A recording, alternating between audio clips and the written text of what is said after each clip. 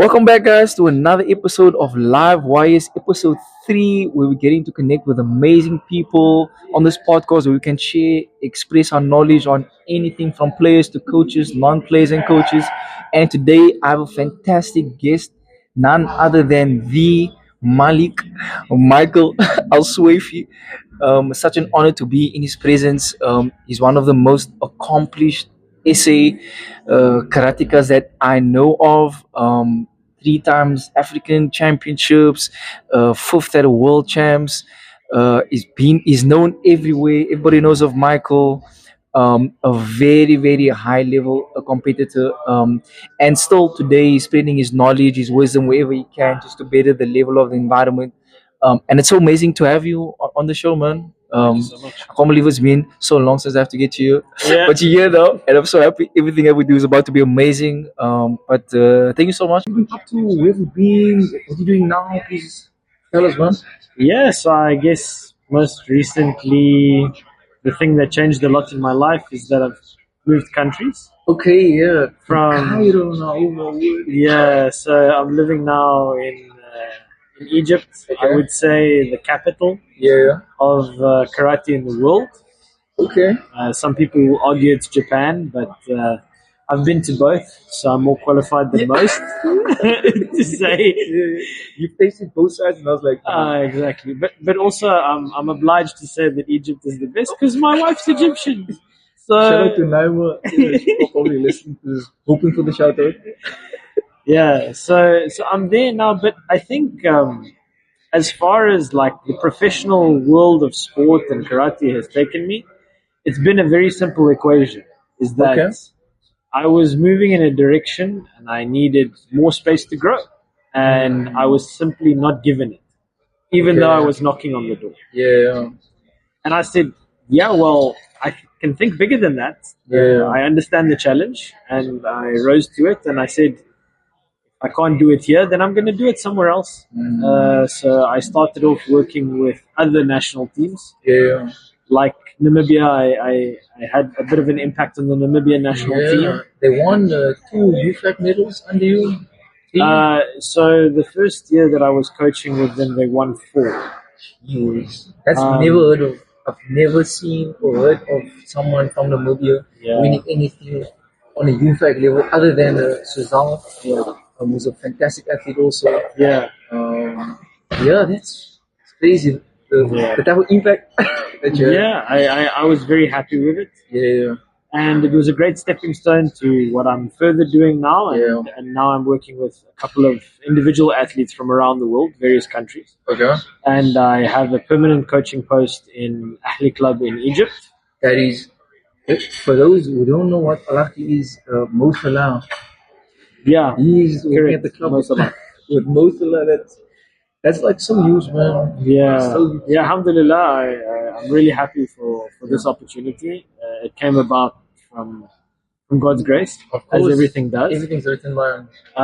But also, I was told directly that my relation to my previous coach, Captain Hasham, is a big reason why I was appointed in this position, because they trusted his knowledge, and Yeah. they saw me as a worthy successor to what his work was. That's it's huge. Yeah, so it feels like I'm filling very big shoes, because he Yeah. was also an instrumental coach in Ahli Club. He Okay. worked there for many years. Yeah. And I can say that I'm happy with my efforts thus far, even though it's been a short time. It's been Yeah. approximately 6 months now. Okay, so fresh. Final Uh, feet. Exactly. Yeah. And I'm just passionate about connecting athletes to the right coaches and resources, and getting them to think correctly Yeah. about performance. Opening their mind, I think, is my Correct. first priority. Yeah.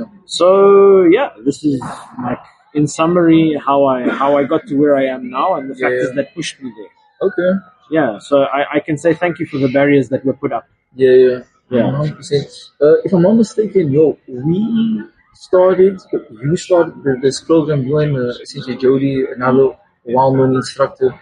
The online training that happened in COVID, I think that played like such a crucial role in terms of keeping everybody on par in terms of their physical performance, because at that point in time we never knew exactly what was going to happen.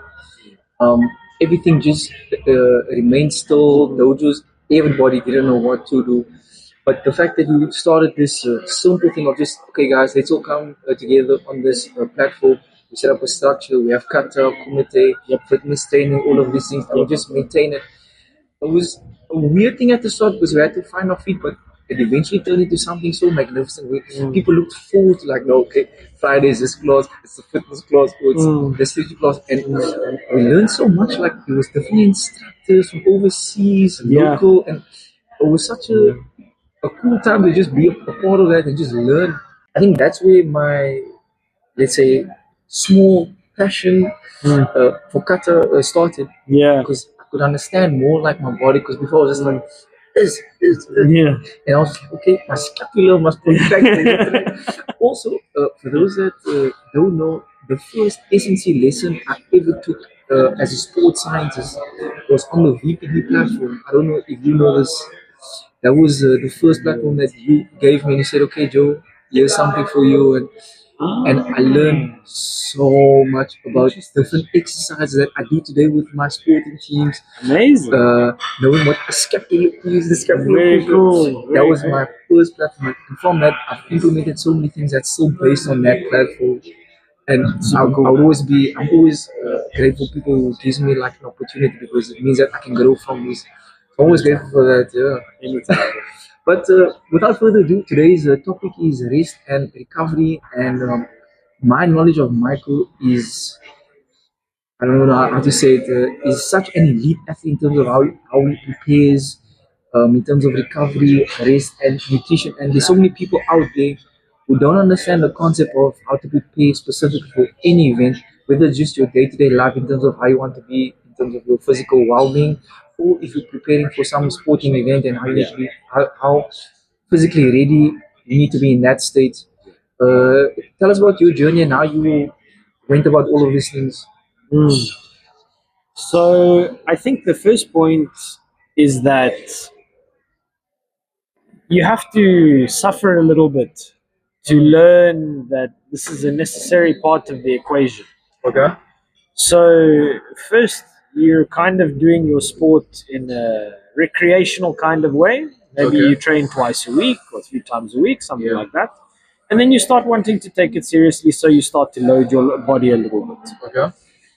And then probably around about this time, when you have a spike in the volume of training that you're doing, you're going to encounter an injury. Yeah. If you have an analytical mind and you're not the type of person who just pushes through everything, then you're going to start saying, okay, why did this happen? Yeah. And that's exactly what happened to me, actually. Okay. So I tore my hamstring in the quarterfinal of the African Championship in 2014. Okay. Against Senegal. I went on to win the semi-final and the final thereafter. But That's yeah, that is crazy. yeah, I was crazy because I had Egypt in the semi-final after that. After I tore my hamstring, Egypt is a pain to have in any side of the door. Like, you never want to. headache. Oh, Great athletes, amazing yeah. athletes. So the thing is, I started to say, I don't want to encounter this again. I'm young. I was 18 at the time, and I said, how do I fix this? Yeah. You know. And after a lot of research about peaking and when are the likely times to incur injury, which is one of my favorite subjects, by the way. When is it likely to incur injury in your preparation process? I love this topic. Statistically. And then I came up to the conclusion that basically you have to have the same attitude towards your training as you do to your recovery. Yeah. Which is difficult for people because you feel like you want to push, and a lot of athletes feel that they become like overwhelmed with guilt Yeah. that I'm not doing work, but this is part of the work. This is part of the investment of the longevity of your career. So if you've designated 3 hours out of the 21 that you do per week, then those 3 hours must happen. Yeah. And this idea was reinforced when I went to Hong Kong in 2019. I went to the Sports Science Institute. They have a very good holistic program there. Okay. And they have a system that if you're in the national team, you log hours on a sheet. Okay. And if you train less than the required amount of hours, you're instantly kicked out of the national team. What? Yes, you have to fill in your paperwork. That is crazy. And part of those hours that are compulsory, there's a certain portion of the hours that are dedicated to recovery. Okay. So it can be seeing a physio, going for a in the sauna, Yeah. whatever. They have jog or whatever. They have all the facilities there, so there's countless ways to do it. Yeah. Um, but that is a compulsory component. So if you train all of your hours, if you train 40 hours in the week and you didn't do your recovery, you still are liable to be kicked out of the national team under the statutes. But that makes so much sense because okay, yes, you are training very very hard, but putting yourself at such a bad standing in terms of physical performance because now if we go to a competition, you're gonna be super beat. Like you're so prone to an injury. Would you say is calculating at which point someone will require like an injury? So it makes so much sense in terms of safety. From the athlete's point of view, safety, yes. And from the other point of view, the Sports Science Institute is making an investment. Mm, They're protecting their investment, the longevity of the investment. that is, So they're saying we don't want you to have a 5-year career because yeah, we maybe will be minimizing the amount of results that you can get. yeah, We're putting money into our systems to make you a champion, which means that we need to extend your career to the maximum. that is crazy. Yeah. So they're protecting their investment by doing it. Yeah. It's so interesting because with a lot of athletes, I have to fight them to just stretch at home, recover, and majority of the injuries, it's not. Oh, I woke up and it's no, like track back. Okay, you train 7 times this week, but how many times did you like dedicate to like 50 minutes of stretching at least? So no, I do stretch. Okay, but when after the you have to be stretching on your own, like dedicate time so that the body can relax. And it's not like, oh, I'm so tired, I'm just gonna do this and then it's finished. But you must put in so much time, and that's such a cool concept that I hope like many people can also like try and grasp that idea. In terms of nutrition, you were once again the first person who talking about dieting because I remember I asked you. I said I need to weigh down. For those that don't know, I used to be under 60. I used to be under 60. Yeah. Thin a Joe. Yeah. Oh, such a traumatizing time. Yeah. But anyway, I needed to find various means in terms of how to lose weight. Sure. And I remember in the program you said, no, eat this, eat that, don't do this, don't do that, and this. And at that point in time, I had no idea what to do. So I followed it. I didn't really follow it because I didn't understand the concepts of it. But from your perspective, how did you balance your diet and nutrition, and how or what type of role did it play in your performance output? So I can talk about nutritional facts, Yeah, but it will probably take a lot of time. of course. And also, to be honest, there's people who are more qualified than me to talk about the nitty gritty of how nutrition works in sport. People who have degrees in dietetics. Yeah, My perspective, and the way that I apply it when I speak to athletes, is that this is an emotional thing. okay. This is not just a technical thing because food is linked to family, is linked to social life, is linked to what you do when you feel bad, when you feel good, etc., etc., Hashtag cheat etc. days. Exactly. It's a highly emotional thing, and all sports people, high functioning sports people at least, are emotionally fragile people because we're putting our self esteem Yeah. on something that we cannot control 100%. Okay. So you have to figure out a system that you are able to apply consistently. So let's say, for instance, you're a keto person. You figured that this works for you. Does it work for you when you travel? Does it work for you when you go back to your mom's house? Yeah. Are you able to say no to the things that she's offering you? These are the type of questions that you should be asking yourself when it comes to nutrition. Is your body healthy? Yeah. Because if you step out of line one time, that's one of the problems that a lot of people have with keto, for instance, is that they say, look, I can maintain it for a certain amount of time, but I slip up once and then it takes me 7 or 8 days to get back into ketosis. Crazy. So you have to find a system that is good for you emotionally. Okay. This is super important. So for Yeah. some people, it's like, okay, cut out carbs and only go with proteins. Yeah. You know, because they love proteins, they love meat, they love these type of foods. Yeah. So they can maintain this. Correct. You know, for other people, maybe they can go vegan or vegetarian because they don't need Yeah. meats and cheeses and dairy and these type of products. Yeah. And maybe they're from a Hindu background, for instance, so it's like second nature for them. Correct. Because Correct. Indian people have a really good way with working with vegetable dishes that are really tasty. Yeah. 100%. Exactly. So it all depends on your background, what speaks to you. This is 100%. It's an emotional thing. Okay. This is where people get it like mixed up. It's like this person says I should do it this way. This person says I should do it this way, and then you're just adding confusion to the stress, and this is the And you problem. never actually achieve what you wanted to out of the diet. Yeah, correct. Hey. Correct. Exactly. You have to find a system that fits for you, Yeah. and a lot of it is trial and error. Of course. To be honest, Yeah. a lot of it is trial. For those who don't know, again, I always drop this for those who don't know. But I used to be vegan. Remember, Yeah. after watching the game changes, Yeah. it changed my game. Uh, And for me, I was like, I'm always someone who, if I do something, I dive fully, like in first. I don't care. I'm gonna try it out. If it fails, it is what it is. And I was vegan for about a year. In the first 3 weeks, I lost 2 kgs flat, and it's impossible to lose 2 kgs in like 3 weeks and be consistent at it.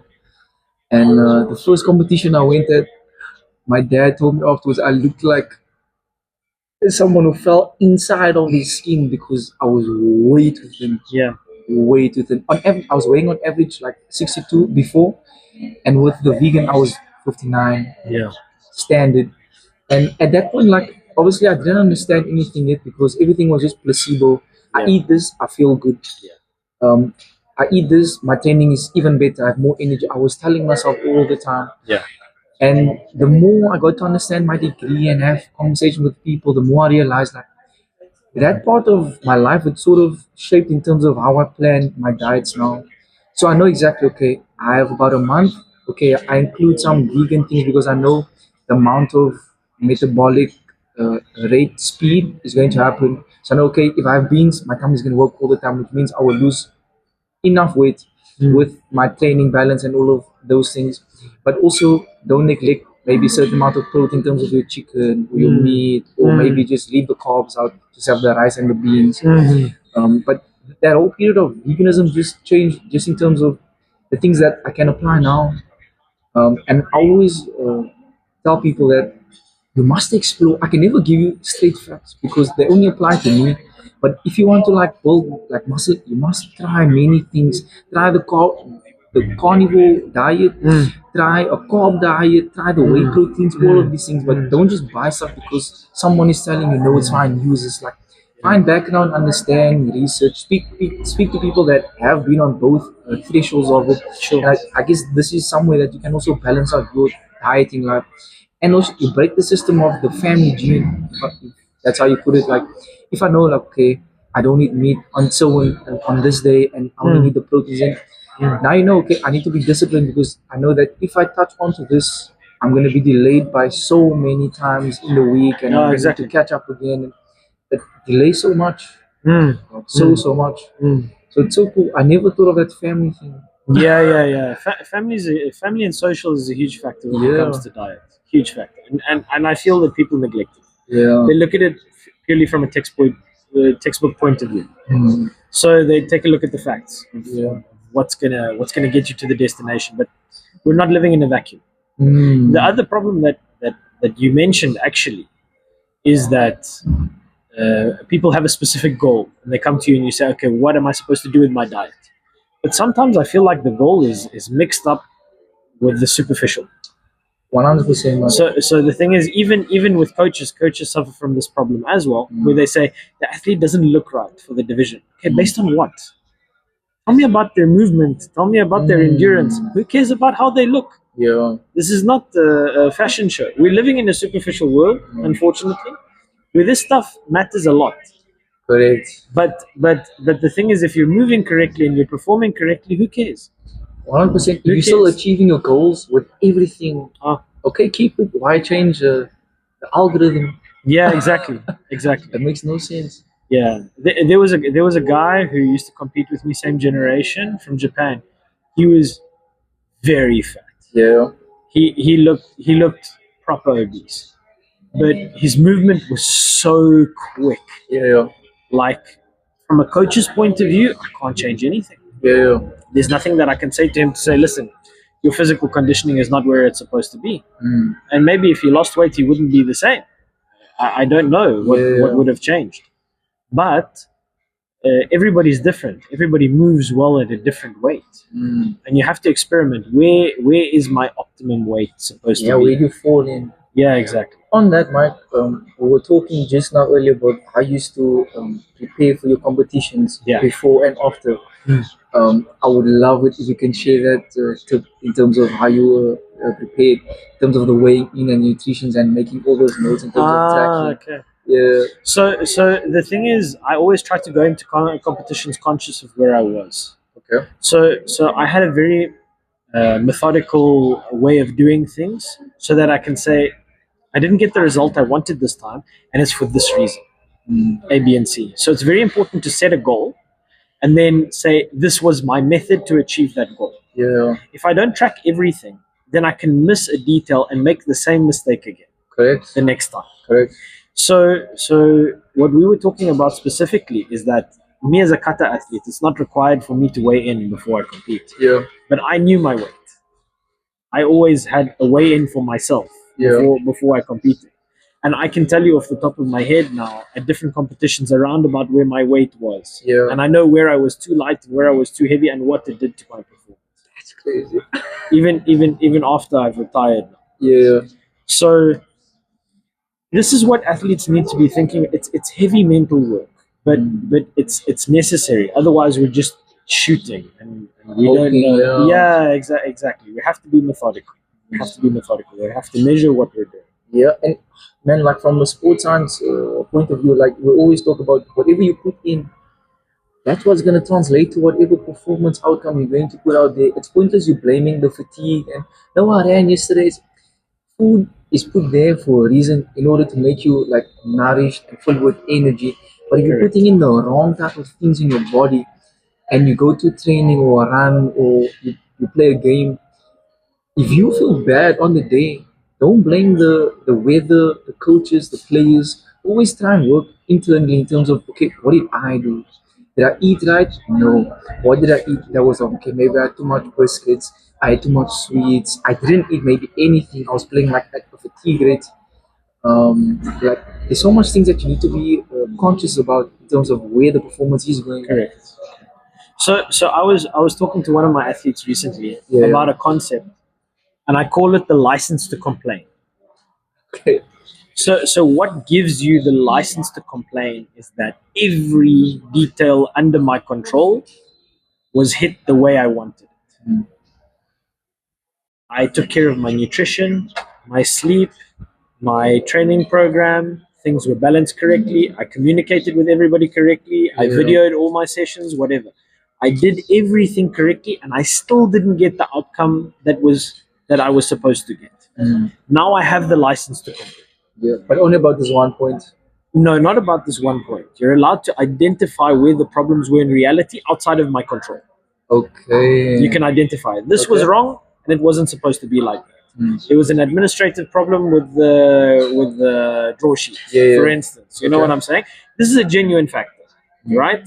But before I speak about that, I have to go through all of my mistakes first, because this is what I can control. Because the Correct. outside stuff is gonna change. Correct. It's not inside your control. So Correct, you correct. first have to take care of all of the stuff inside your control.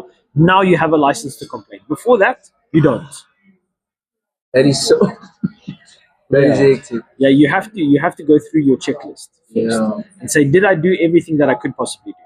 And the amazing thing about the people who are very meticulous about going through everything that they need to do, you'll find those people not complaining. It's amazing. I don't know why. The people who don't take care of their checkpoints, they say, oh, it was this one's fault and that Yeah. one's fault, and this didn't go the way that I expected it to go. But the person who is very meticulous, they know the odds. in their head. Mm. That happened outside of my control, but I don't care about it. Okay, I did my best. Yeah. They're very confident in the fact that I did everything I could, Yeah. so they don't complain. I mean, that's again the discipline, Yeah. because I know that, like, let's say 3 years ago, at breakfast, I would eat whatever I want to at a hotel, dinner time, anything, I don't care. But now I'm more conscious in terms of, hey, I'm still competing. Yeah, it's fun. Most of my things are done, but I still have to maintain everything. Okay, in the morning, eggs, bread, ever, whatever. Maybe it's not as filling as a nice chicken burger or whatever, but I know that this is going to fuel me for a fantastic outcome, and it limits my complaining, because now, no, I'm preparing correctly. I'm staying in that mentality of competition, and that transfers over into life. Because now I know, instead of just indulging and working away everything, I love my day accordingly to how I want to be. I want to be fit. I want to be healthy. I don't want any knee problems, joint problems. So I put whatever in that can nourish me to where I need to be. Short-term pain, long-term gain. Sacrifice for the now. Easy. Easy. And it's only a little bit of pain. I tell my athletes, guys, it's only 45 seconds of core. Yeah. Then you have 22 hours of the day still to do whatever you want. Exactly. I just want 45 seconds. Please. Yeah, exactly. But enough about my athletes who are preparing for you, sir. We'll see soon. Another thing that I wanted to talk about was sleeping. Yeah. And something that blew my mind when I was first meeting you. Since you first met in the beginning, we spoke about weird stuff. Yeah, we did. Yeah. We did. And at that age, I'm not even supposed to be learning about that. Yeah. So Michael was preparing for a world championship. At this point, I didn't know who Michael was. Indonesia, correct. And a few years afterwards, when I figured out, oh, Michael was also at that competition. He was that guy. Um, I asked him about how we prepared, and he told me that he used to wake up at 2 in the morning, just to train in the time zone that he will be warming up in Indonesia, because it's a 6 hour difference. Correct. And I was thinking, what is in this man's food in the morning? Because I was training in the evening. Yeah. Because that's normal for me. Yeah, I never compete anywhere else before. So for me, okay, training is in the evening, it's in the evening. But I never took knowledge of the fact that, flip, the time difference is crazy. Yeah. Which means that my circadian rhythm is going to be messed up, because when I'm supposed to be sleeping, I'm supposed to be up. When I'm up, I'm supposed to be sleeping. So I can match that. Correct. How? Why? And just explain that theory, man. Yeah. So this theory was from Sensei Hisham. Okay. And Legendary coach. Oh, yeah, legendary. the best. So he called it biological clock. Okay. So he basically said he would look at the timetable. So when the bulletin for the competition was published, he used to get it immediately and he used to study it. Yeah. And he used to say, okay, what time is your age category going on? But And then he'll calculate, okay, you need 2 hours to warm up, which means that you'll start your training at 8 a.m., whatever, right? So now he calculates what is going to be that relevant time in South Africa. Yeah. So now we switch it and we say, okay, it's going to be like normal for you because you're going to be training equivalent of 8 a.m. in Indonesia time every day. So that when you get on When that you side, get it's there, used to normal. it. Your sleeping patterns are in check, and that's nuts. Yeah, exactly. For coach to think like that. Yeah, he thought of all the details. He was famous for focusing on all of the details that nobody else thought about. Yeah. But in general, this is something that another point that athletes are not focusing on at all, actually, because you should be taking a look at what are you doing about your light intake before sleep. So, very important topic. Yeah, so taking a look at your phone a half an hour before sleep or something like that, it can disturb your I think it's melatonin production. Correct. Or whatever doctor's in charge of it. Yeah, so that's one of the hormones that helps you to sleep. Okay, yeah, okay. Okay. So being exposed to light just before you close your eyes to actually have the intent to go to sleep, Yeah. it takes some time to produce the melatonin if you're exposed to light. Because artificial and natural light stops you from producing melatonin. So this is why the screen Light consumption time. is really something important for athletes to take a look at. What is the quality of your sleep and what is the hours that you're doing the sleep in is one of the major factors when it comes to performance. And not just that, also in your preparation phase, where you probably, if I take a look at the average athlete, they're going to be increasing their volume of training going into competitions, which is totally wrong. But this is the norm, yes, which will increase your likelihood to get an injury, Of course. right? Of course. And now you match that with incorrect sleeping, which also increases your amount to get an injury. And I still have stress on top of that because my coach is saying if I don't win now this weekend, even though I didn't put in work 2 months ago, I'm putting in work now. Correct. Coach is demanding that you start performing immediately. And if you're a female, it's gonna change your menstrual cycle. Which, if you're on your menstrual cycle, you have a much increased likelihood of getting an injury as well because your coordination is not the same. Correct. So now you have 4 factors that weren't there before, leading into competition time, and this is my preparation that I'm going hard in. 4 factors that didn't exist before that are leading to injury. So what am I doing? 300% increase in the possibility that I can get an injury. So we wonder why we get to USA and everybody's so fatigued, lethargic. normal. We can be thankful that they're not injured. Yeah. You know, if they're not injured, then it's a miracle. Correct. Fatigue is the least that we can hope for. Yeah. I remember for USA's in 2022, I was matching my sleep schedule to exactly as how Turkey was. Yeah. Like I'd wake up, okay, I'm gonna wake up at this time, get this amount of hours in, get this food in, do this. And to be honest, on the day, I felt good, I felt sharp, and that just progressed further into the team committee, London, Darren, amazing athlete for bringing the bronze medal. Yeah. But it's those small things that have an effect on your performance, and not many people think about it. Like again, my sporting teams, I tell them we're gonna train only in the morning because I know at US's breakfast is early. Nobody likes to get up. After breakfast, it's stretch and then stay to go and play maybe. Yeah. So get your gym workout in the morning so you know exactly, okay, when I'm up, I'm Correct. able to function. So you create this sort of habit and adaptation so that when you're in the environment, it's a natural environment for Correct. you. It's not unfamiliar territory like, oh, but this is too early, coach. I don't wake up this time. But you're rather like, oh no, this is normal.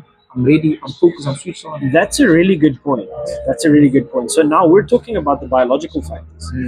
But what I used to do on top of that, from a mental and psychological factor, is that if I knew I was competing at a big competition, I used to go on Google and try to find an image of the arena that I was going to compete in. Yeah.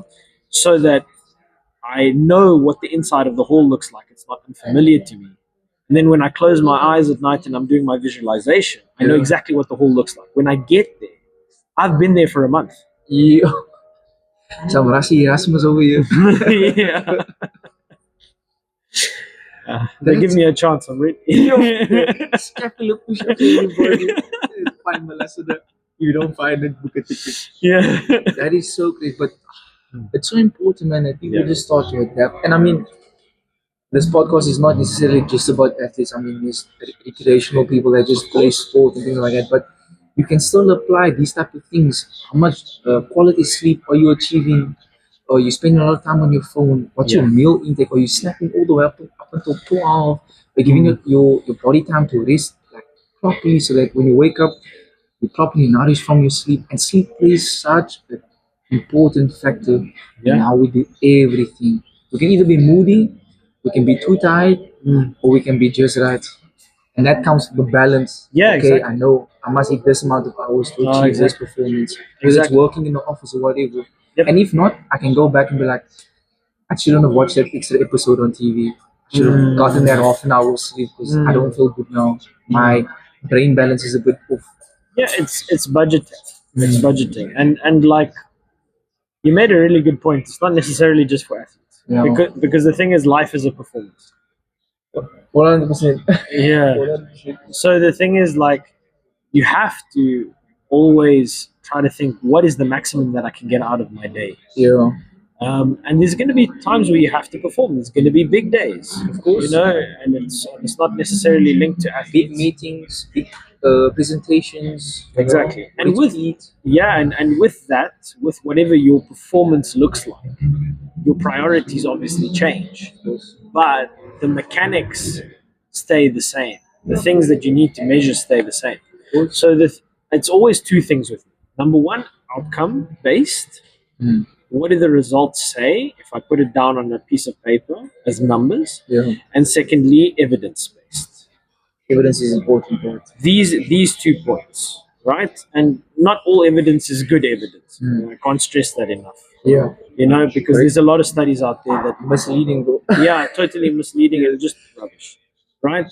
So the thing is, if you don't know why you didn't get the desired result, look harder. The information exists to give you the answer of what to change next time so that you can avoid that same result. If you say, I wasn't feeling it today, this is not good. Yeah. Why weren't you feeling it today? Correct. Why weren't you feeling? We have to And you can't diagnose just this have no problem. answer. You need to be, like you said, meticulous about what are you doing. Exactly. Like you're in charge of so much on your own in terms of performance, about Yeah. what you do every day. Like take responsibility, take ownership, have the discipline.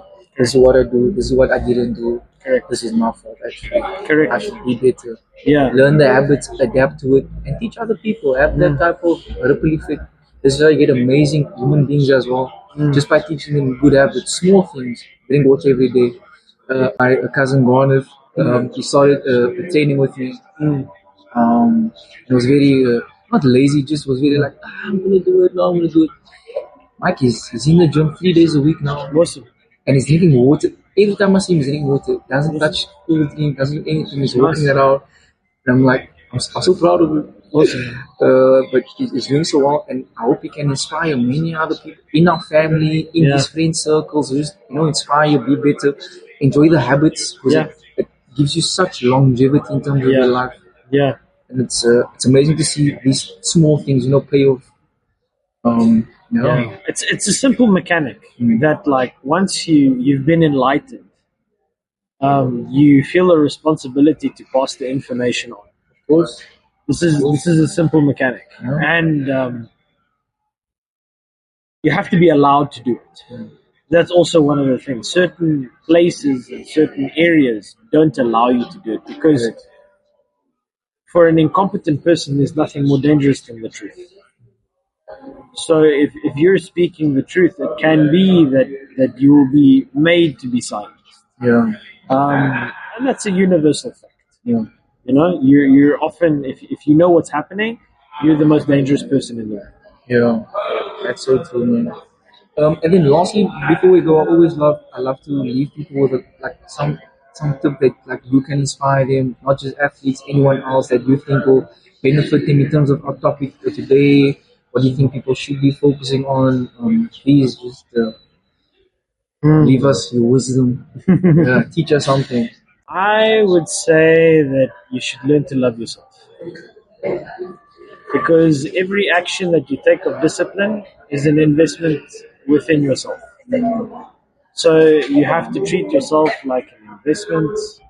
You only get one life, which means that you have to stretch it as much as possible and see what heights you can go to. It is a shame to see wasted potential. Always. So you should always make the maximum of what you believe you can go to. For future them. Yeah. Always do something for the future of you. Exactly. That's crazy. But Michael, Malik, Al-Akhli, thank you so much for this amazing podcast. It's been a fantastic episode of Live Wires where we're getting to meet and connect with amazing people, athletes, coaches, non-coaches, players, non-players, where we can just share, connect, and elevate people out there. Absolutely. Thank you so much for your time and effort. I know you're a busy man, but when you're in South Africa, it only calls for amazing things. Agreed, bro. So I'm super happy. Thank you so much, guys. Don't forget to like, subscribe, tell your friends about us. If you don't want to, that's okay. They will see it somewhere. But yeah, have a good day, and yeah, that's it. Yeah, that's okay.